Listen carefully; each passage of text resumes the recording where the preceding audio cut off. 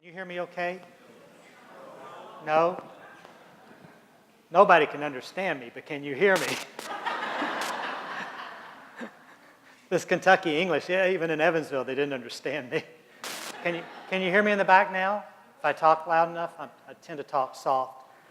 So just do this to make me get louder, do this to tell me to slow down, and do this to tell me to shut up. And I will try to respond to all of those, especially the shut up. I'm honored to be with you, Monsignor Cutter. I told him before he came over, I said, if you need to tell, don't hesitate to let him know I'm 6'2" and 220 pounds. I see he ignored that. He's a wise man. I've known Monsignor Cutter for many, many years and knew about his reputation long before I met him. Great, great man, and he did a great job with the mission, the parish mission when he came to Holy Trinity in Louisville. My last assignment as a pastor.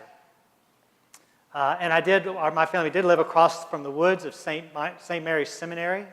I never heard any ruckus, but I will tell you this. We had a dog that we were always losing because I was the oldest of 3 kids. And evidently, we were not treating the dog very well because it would always run over to the seminarians where they were feeding it and taking better care of it than we were. So that's my biggest memory of the seminary, was losing our dog all the time. It wasn't their fault, it was our fault for not being better caretakers of the dog. Anyway, so it's an honor to be with you tonight. I thought of what I'd do. I was asked to touch on a couple things. One is this pastoral letter. And what I'm going to do, I'm not going to read this letter to you. I just want to give you some background about the letter, how it came to be. And then secondly, I was asked that even if I wanted to talk a little bit about my installation mass homily when I was installed here July the 28th, 2017. So we're going to try to do that for a few minutes and then answer any questions. And I'm supposed to talk slowly for those who are getting a translation. So there probably ought to be Indiana language translating me as well. So I will try to take my time. And I do tend to talk fast when I get excited or get into something. So again, just louder, slower, or shut up. Okay. Just to give you a little background about this, the pastoral letter. And back in May of 2017, when we had no Archbishop for the province of Indiana. You know, I don't know if you know the way that the church is set up. There are like 196 dioceses within the United States. And so many dioceses are clustered together, become one province. And then within a province, there's one archdiocese, and the rest are dioceses. And then so many provinces make up a region. So the province of Indianapolis is the 5 dioceses of Indiana. Where I'm from, Louisville, the province there is Kentucky, Tennessee, with the Archdiocese of Louisville being the archdiocese of that. Now, so we're 5 dioceses here in Indiana: Gary, Fort Wayne, South Bend, Lafayette, Evansville, and Indianapolis. We're 5 dioceses, and Indianapolis is the archdiocese of that. And then we belong to what's called Region 7 of the Bishops' Conference, which is all of Indiana, Illinois, Wisconsin. So we have all these different connections. In May of 2016, when we had no archbishop, the senior suffragan, which the senior diocesan bishop within the province, kind of assumes kind of a leadership role. At that time, the senior suffragan here is Bishop Rose of Fort Wayne, South Bend. And at that time, I just want to share with you the fluidity of how things changed so quickly, especially the last few weeks in my life.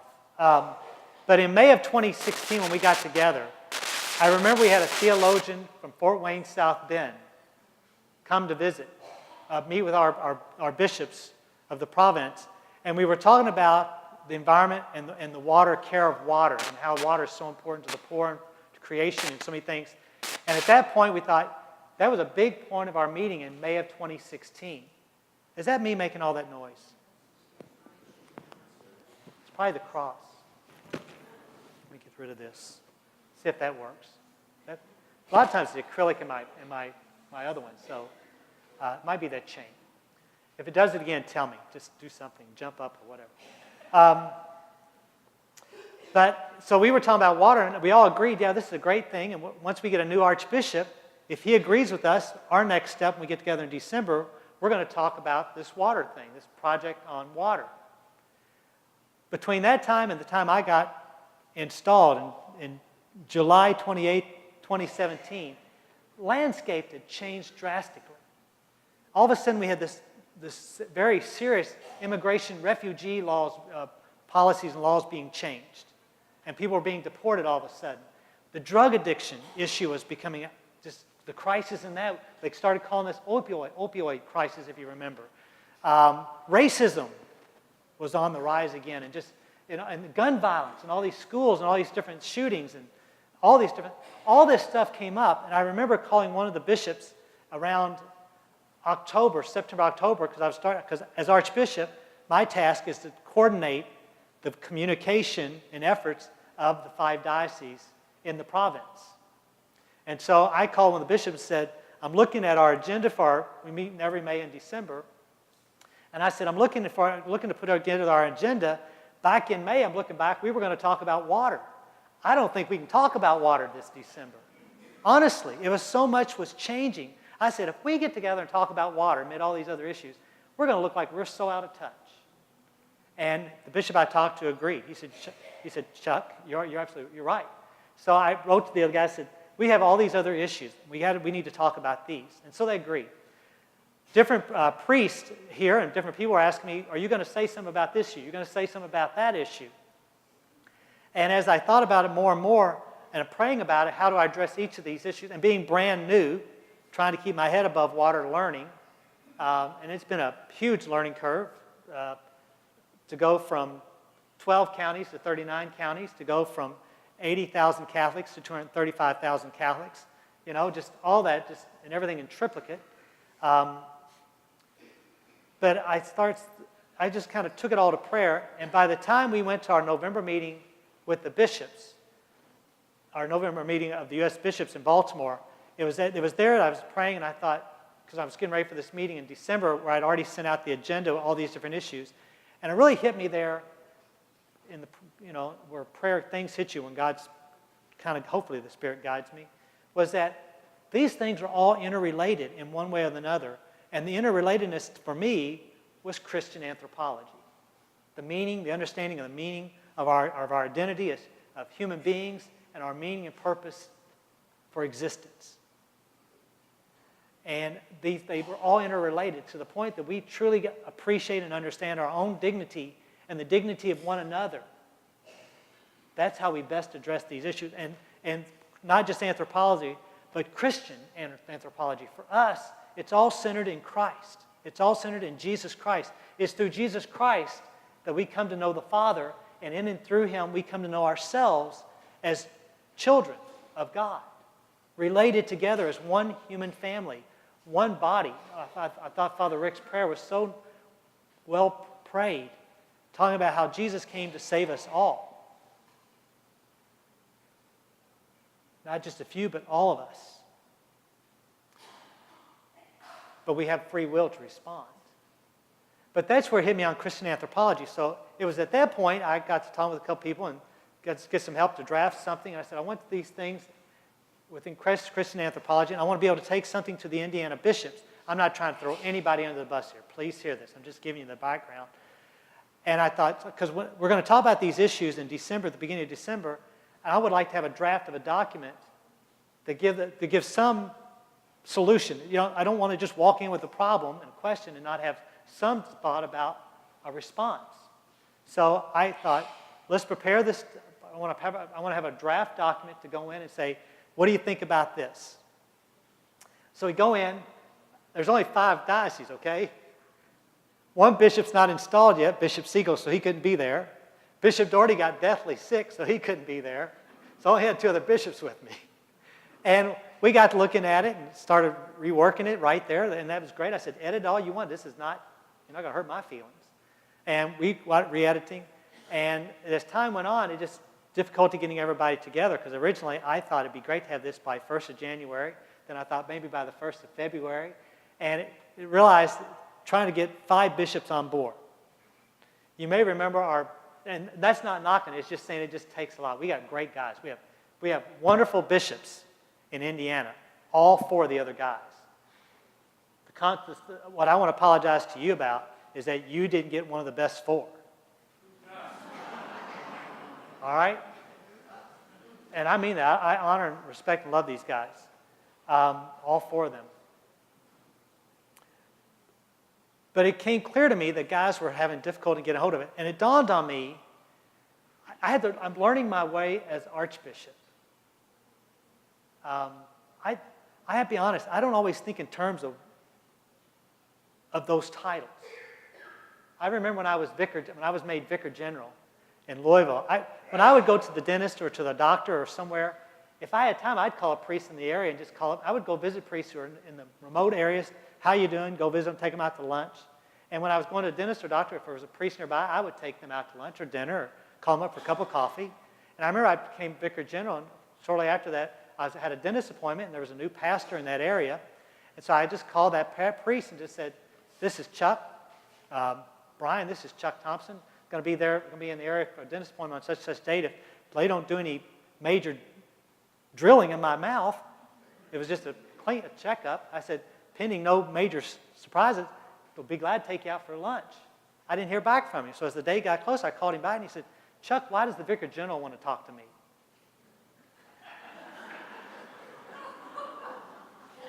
And I just shared that, just kind of give you a background that what I realized taking this to the bishops was I was no longer the Bishop of Evansville. I was now the Archbishop. And I think it put a pressure on those guys.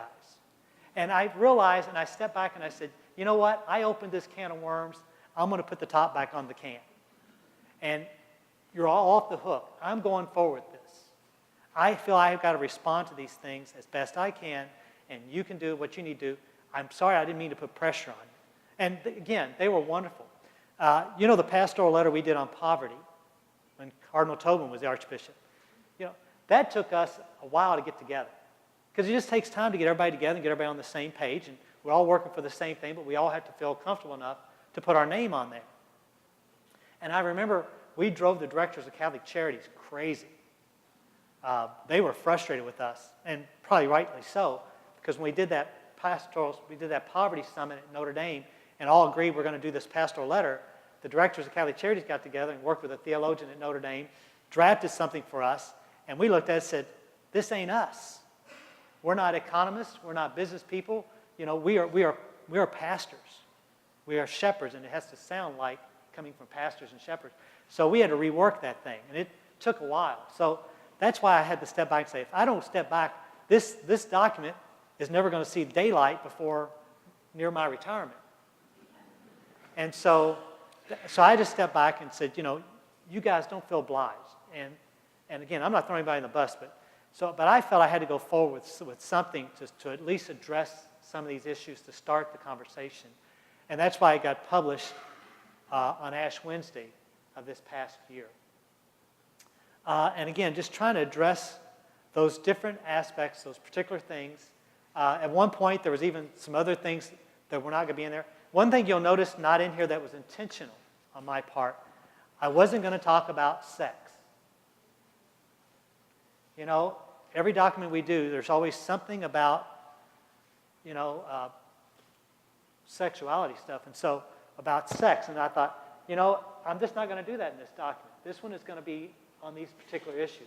Not saying that there's not importance about any other issues, but these were the focus that we have not had a lot on. I did not do a lot on abortion, and to give you an example, I didn't do a lot of abortion here. We speak about abortion all the time. If anybody in the world today doesn't know the Catholic Church is adamantly opposed to abortion, they must be under a rock in my mind. We are very clear about that.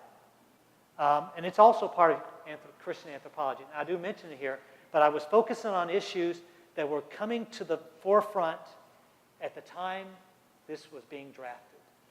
I wasn't trying to say these were the only important issues, but these were the ones that were the hot topics at the time I was discerning, and things were coming at me, and people were asking me, what are you going to do about this? What are you going to do about that? And so, but I do believe, and as I've always spoke to priests, every issue we do pertaining to the dignity of life from the moment of conception to natural death, whatever focus we talk about, it's got to be within the context of all the issues. And I think that's one thing I like about Pope Francis is he is constantly reminding us that we can't be a single issue. If we're going to be completely credible, we have to make sure we are speaking about all the issues. And when we do look at a particular issue, be it abortion or immigration or capital punishment or whatever issue you want, it's got to be within that greater context of the whole seamless garment, so to speak, from conception to natural death. Now that's hard for us, some of us as Catholics, because we tend to be real strong about one or some of these things, but not so sure about some of the others. But we have to grapple with these challenging issues, not just the ones that we are adamantly clear about in my particular mind and heart, but what are the other ones the church is challenging me to embrace as well. So, again, those were, that's the kind of the backdrop of why I focus on these particular issues about the dignity of life, our own life as well as those of others. Because also in here I touched upon, the rate of suicide increasing. I can't tell you to respect someone else if we don't first respect ourselves. I think of Jesus' 2 great commandments. And remember, he was only asked for one. What is the great commandment? And he gave him 2. Watch what you ask Jesus in prayer. He'll give you not only what you're looking for, but he'll give you more than you wanted. My mother always told me that. Watch what you pray for, you might get it. My mother tells me that to this day. But, what was there, 613, whatever their number. When we think about Jesus giving, I remember reading this one time. Don't know how accurate, Father Rick's probably greater, and Monsieur's probably greater scripture scholars than me, but I remember reading one time that, when Jesus asked the great commandments, we tend to think about the 10 commandments. But in that time, there were 613 Judaic laws, commands in the Judaic law. And what I remember reading one time was the very first command, love God with all your heart, soul, mind, and strength.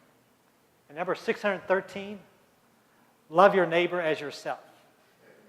If you understand Judaic law, what Jesus just says, to keep number 1 and to keep the last, you got to keep everything else in between. He wasn't saying pick these 2 and ignore the rest.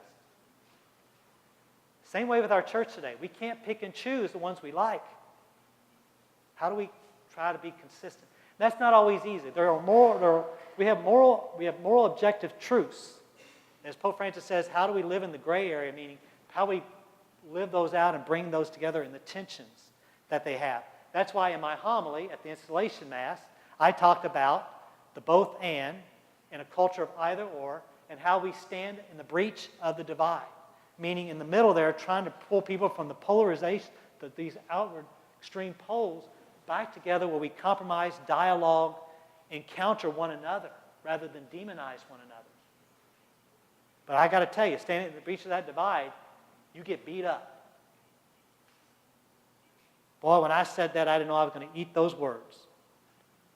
You get beat up standing in that breach of the divide. But as I prayed and talked with my spiritual director and others, in that breach of the divide, I believe, is where you find the cross.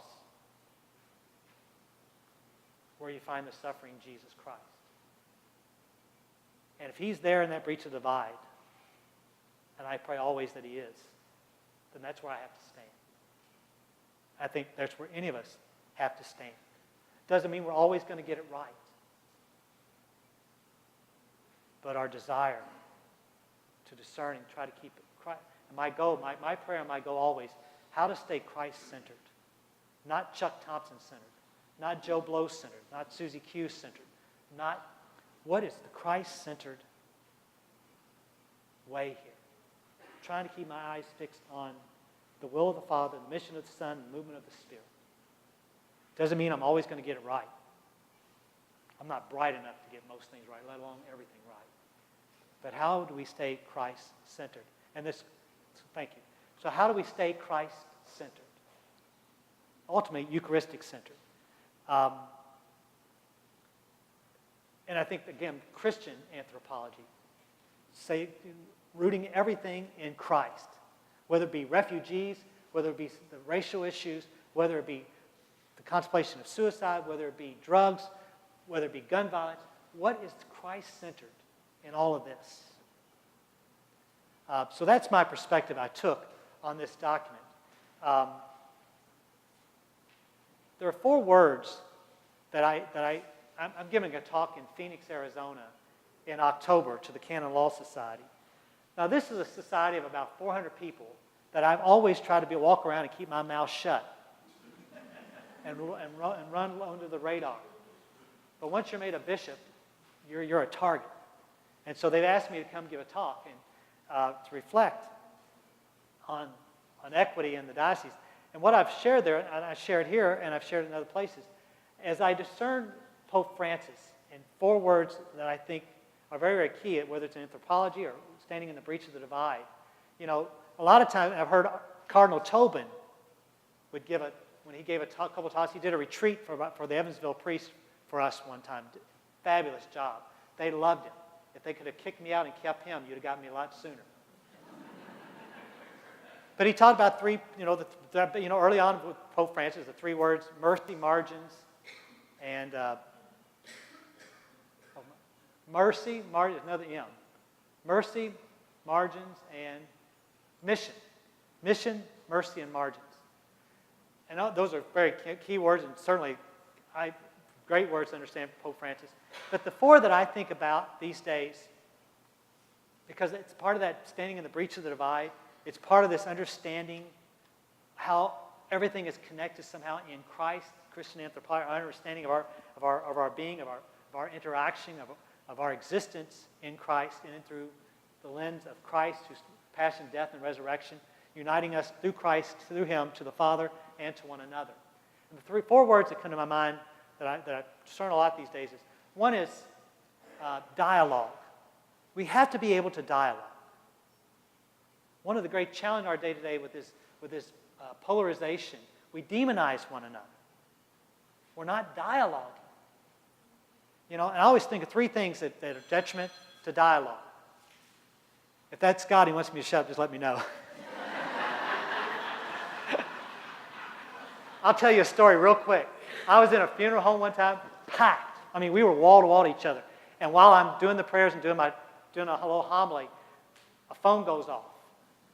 And it goes off, and it rings, and it rings, and it rings, so it finally goes into voicemail, whatever it did. And God bless you, you're fine. Don't worry. No, you're fine. And afterwards, these 2 women came up to me with their husbands, and one says, Father, I want to apologize to you. I tell my husband all the time to turn that daggone phone off, and he never listens. I want to apologize for his phone going off. This other one said, oh, no, it was my husband. That's why he's telling him to shut his phone off. And I thought at that moment, I could get out of here and let those guys take the heat, or I could confess it was my phone that went off.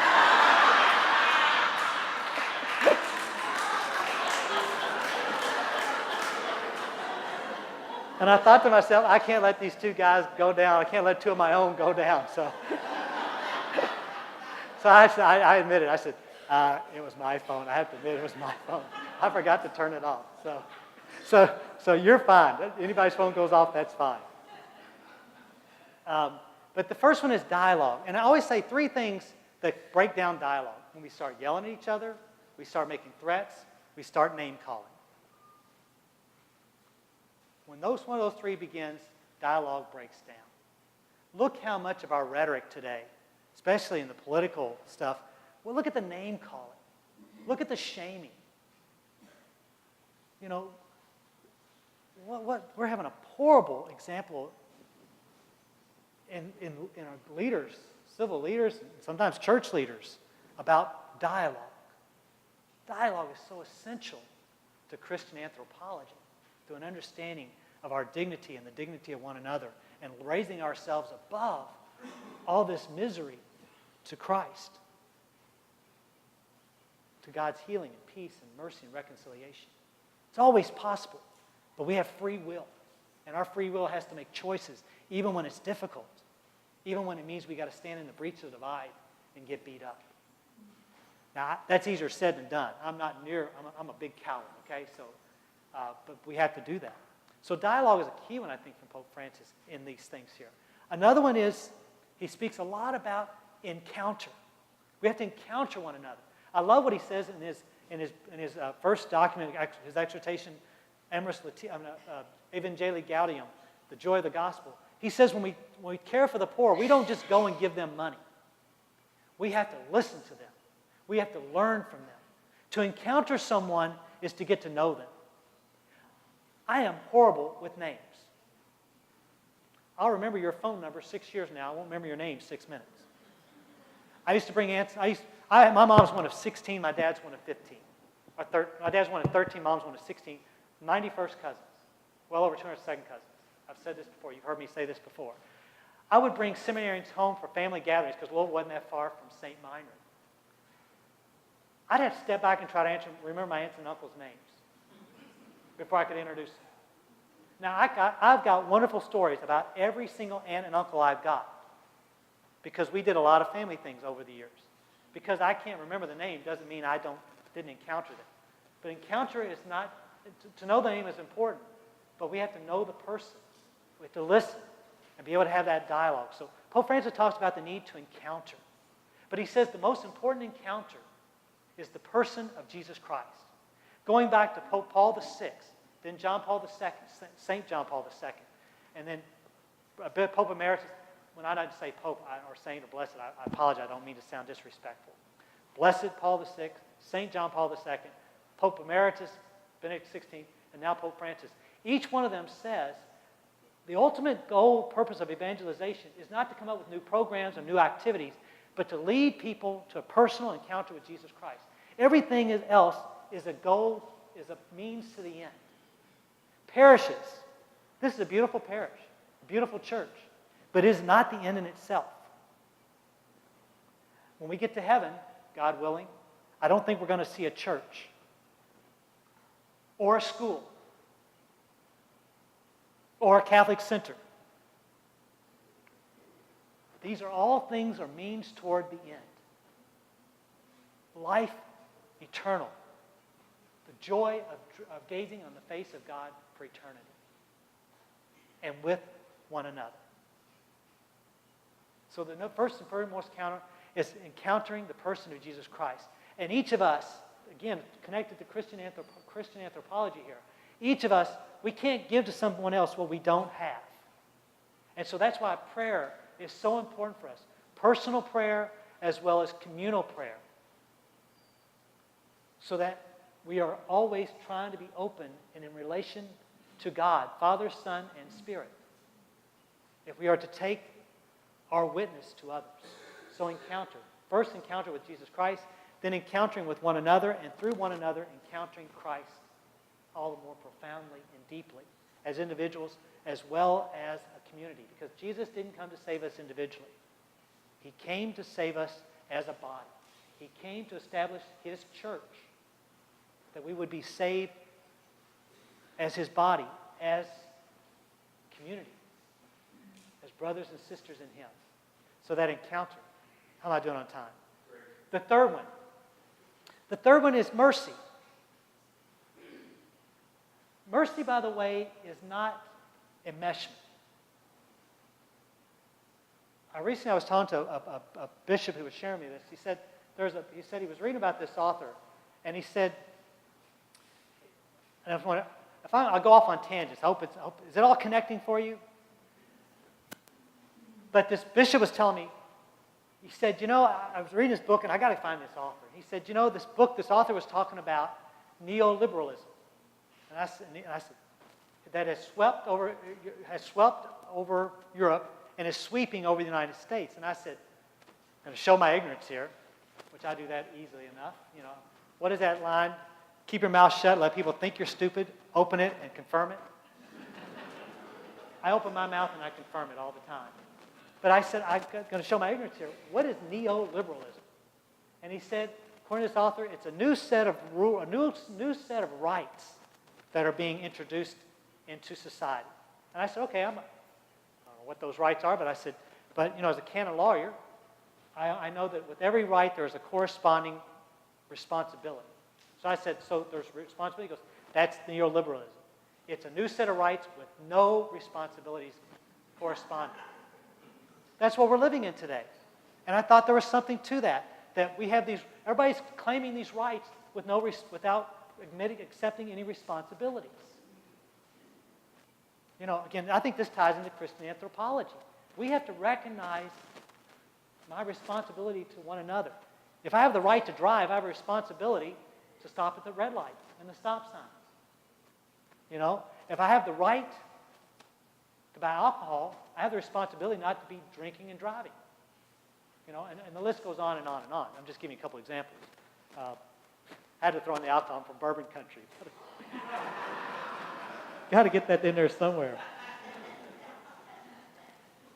But the notion, and then he went on to say, so this author went on to say another thing about what he sees in society today, what he sees happening.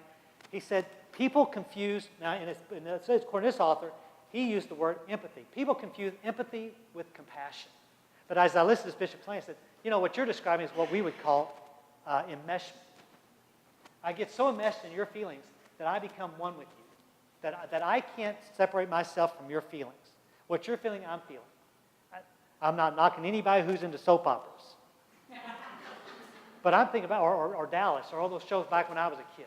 And you couldn't miss one night, or couldn't miss what Erica did on All My Children, or what Scott and Lisa did on some other soap opera. I remember people crying because Erica was going to have surgery, or because Scott and Lisa broke up. People would cry, they'd get so enmeshed in there. You know, that's enmeshment, that we get so connected with someone else's feelings, I can't separate myself out from you. And so all your issues, I throw all my issues in there. We're one person. Versus compassion. Compassion is standing apart from that person. I'm standing outside you, looking at you, and Jesus had compassion for people. He was not enmeshed. He had compassion on the crowd. He had compassion on the rich man. He had compassion on the adulterous woman. He had compassion. He wasn't enmeshed feelings with them. He was a person outside them, apart from them, loving them for who they were and coming to save each one of us, but not enmeshed in my feelings. So I thought that was very interesting, and I just share that. Mercy is that compassion. Sometimes mercy means we have to say some tough things, always in charity, out of love for someone. You know, if someone needs surgery, mercy is not putting a Band-Aid on somebody who needs surgery. That may feel good for the moment, and they might feel, everybody might like that, but that's not being merciful. And so, mercy is not enmeshment; it's that compassion. And Pope Francis says, don't be afraid to be merciful. Don't be afraid sometimes to do what is necessary for the sake of another person. And sometimes I've got to be able to be apart from them to do that. I can't imagine a parent getting so enmeshed with their child that they wouldn't know that get them a shot when they needed a shot, or take them to the doctor even if they don't like it. They know, even though this child is crying, that they've got to get their child, taking care of their child. So they're not there to make their child like them necessarily, or smile. If crying with a shot means saving their lives, they know that child may hurt, it might cry. But in the long run, that's the merciful thing to do, not ignore the problem. So dialogue, encounter, mercy. And the fourth one, I had this conversation with Cardinal Tobin. And I remember having this conversation. I remember saying, you know, Chuck, he said, this is the one people forget about Pope Francis. And this is the one that's at the core of Pope Francis. And that is discernment.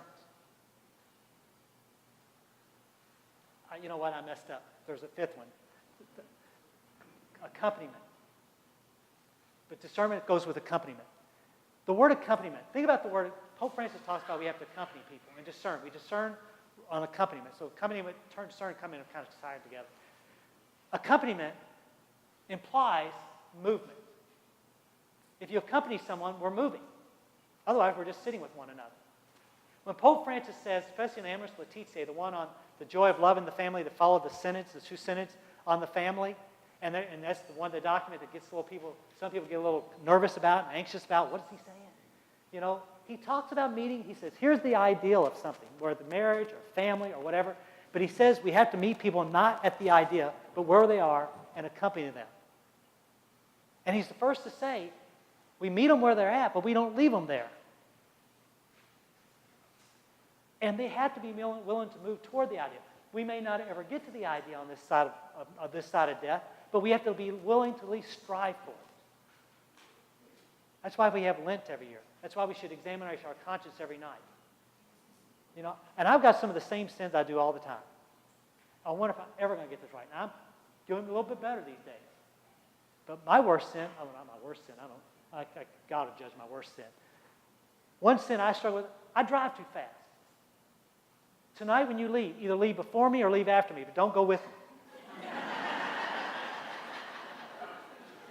I drive too fast. I'm impatient. I'm not proud of that. I am not proud of that. I look down and think, oh my God, how did it get going that fast? You know, I remember I got a ticket one time. I was driving my last time as a pastor. The last time I got a ticket, and how by the grace of God it's been my last one, I don't know. But I remember I was going to spiritual direction. So I turned my radio off and I thought, okay, Chuck, examine your conscience. What is it you want to talk about at spiritual direction? And as I'm driving, I look up and I see this blue light in my rearview mirror. I thought, oh, I got to get out of his way. And he pulled over. And he pulled over with me. And he said, do you know how fast you're going? I said, I have no idea. And he said, this new road just got, he was nice to me. He said, this new road just got paved and people are flying. He said, I'm just giving tickets right and left today. So I'm thinking, sounds a little bit like entrapment to me, but I don't going to say that word. I wasn't about to say that word. But he gave me a ticket. And I remember coming back and sharing it with my staff. Next thing I know, I was getting calls like crazy to get me out of this ticket. I was in the most affluent parish in the Archdiocese. I had all kind of CEOs, all kind of doctors, lawyers, judges. Everybody was calling and telling me, I got a judge friend, I got a lawyer friend, I can do this for you, I can do that. And everybody was going to get me out of this ticket. And I got to be honest, I was tempted. But I kept saying to everyone, I did this. I paid the price. I did it. Was I happy about paying it? No, but I did it. But it's amazing how many people want to get me out of it. Again, I think that might be some of that neoliberalism. You know, the right without the responsibility. I had the right to drive. I had the responsibility to drive the speed limit. I didn't. I got caught. And I paid the price. And everybody wanted to get me out of my responsibility. But I knew, I thought, how can I look at these people and live with this if I let somebody get me out of this? Now, if I get another one, if you all want to chip in, I won't turn you down. You'd be crazy to chip in, but I won't turn you down. But again, that notion of accompaniment, and I got off the track, but that notion of accompaniment implies movement, that we have to be moving toward the idea. If someone's not willing to move, Pope Francis will first admit they've made their choice. We discern with people, we walk with them, but everyone has free will to make that choice. You know, Jesus Christ met people where they were. But he also didn't sugarcoat it. You think of the rich guy. What must I do to inherit the kingdom of God? It goes on and on, keep commandments. Then sell everything you got and come follow me. And the guy walked away. Jesus didn't go after him and say, no, I didn't mean it, come back. We just finished with 5 weeks of John's Gospel, chapter 6, what we call the bread of life discourse, where Jesus talked about eating his body and blood. And remember that fifth Sunday, a couple weeks ago, 2 Sundays ago now, I think it was? That's past Sunday, 1-4. When we finished the chapter 6 of John's Gospel, and it said people were leaving him. So much so that Jesus kind of shows his frustration. And he turns to Peter and says, you want to leave me too? In other words, you want to go with the rest of them? And Peter says, Lord, to whom shall we go? You alone have the words of eternal life. Jesus didn't say to them, oh, come back. I'll water it down a little bit. Come back. I didn't mean what I said. We meet people where they are, but there has to be a willingness to move. Now, we all do that in our own different degrees based on our situations. And my understanding as a pastor is, how do I accompany a person, discern with them, try to meet them where they're at, and everyone's different, to a certain degree. And, there's no certain cookie cutter here. But we try, but people have to be willing to make that movement toward the ideal. Again, most of us will never get the ideal on this side of death. But how do we move toward it? So I just think that notion of dialogue, encounter, accompaniment with discernment, and mercy are keys here. And those kind of permeate throughout this document as well as what I was trying to say about the both and being in the breach of the divide, trying to pull people together rather than letting people continue to pull apart. I went way over my time. I'm going to stop there for questions, whether it's about the homily or about the anthropology, pastoral, or whatever you'd like to ask.